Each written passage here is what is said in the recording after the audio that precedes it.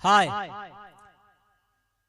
मैं भोजपुरी गायक छोटू छाया आप सभी श्रोता लोग को पैर छू के प्रणाम करता हूँ। आज मैं एक भोजपुरी गीत गाने जा रहा हूँ। हम आशा और पूरा विश्वास करते हैं कि ये गाना बहुत ही पसंद आएगा आप सबको। अगर आप हमारे चैनल पर नया है तो प्लीज हमारे चैनल को सब्सक्राइब कीजिए, वीडियो को लाइक कीजिए और ज्यादा से ज्यादा शेयर कीजिए और मुझे सपोर्ट कीजिए।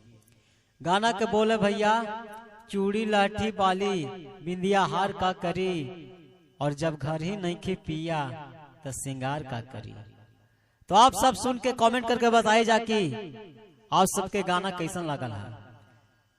तो देरी नहीं करते हुए चलते हैं वीडियो की ओर और सुनते हैं इस गाने को। तो आइए एंजॉय करते हैं और सुनते हैं गाना।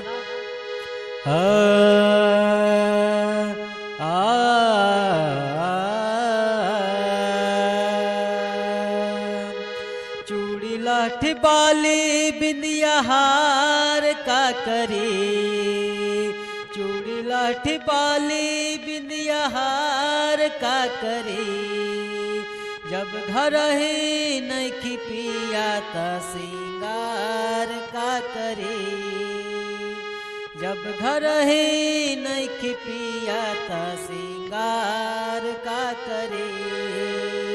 चूड़ी लाठी बाली बिंदिया हार का करी, चूड़ी लाठी बाली बिंदिया हार का करी, जब घर ही नहीं पिया ता सिंगार का करी, जब घर ही नहीं पिया ता सिंगार का करी।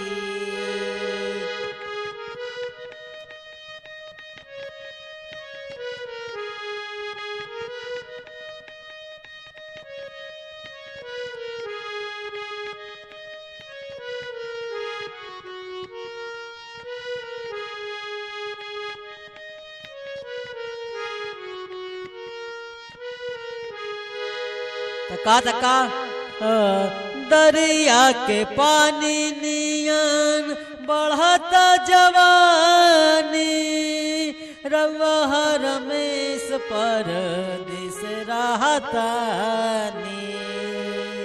अरे दरिया के पानी नियन बढ़ता जवानी, रवा रमेश पर दिस रहतानी। दुख बाटे तना ता दुलार का करी, दुख बाटे इतना ता दुलार का करी, जब घर ही नहीं पिया ता सिंगार का करी, जब घर ही नहीं पिया ता सिंगार का करी। कहता कि दुख बाटे इतना ता दुलार का करी, जब घर ही नहीं के पिया ता सिंगार का करी। गाना के बोल और गाना का शब्द बहुत बढ़िया बा भैया। आप सब कमेंट करके बताई जा कि आप सबके गाना कैसन लगल है। अगर गाना अच्छा लगल है तो एक बार कमेंट में जरूर लिखी और दिल से धन्यवाद दी, आशीर्वाद दी जा। तो आगे का कहा था भैया, कहा था का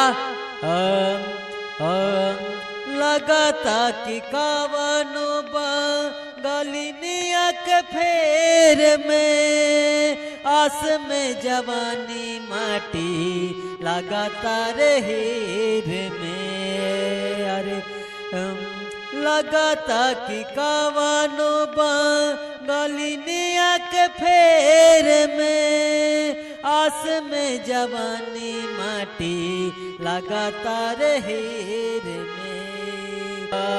का अरे बीत गइल सावन ता फुहार का करी, बीत गइल सावन ता फुहार का करी, जब घर ही नहीं पिया ता सिंगार का करी, जब घर ही नहीं पिया ता सिंगार का करे, चूड़ी बिंदिया लहठी बोला हार का करे, चूड़ी बिंदिया लहठी बोला हार का करे, जब घर ही नहीं खिपियाता सिंगार का करे, जब घर ही नहीं खिपियाता सिंगार का करे।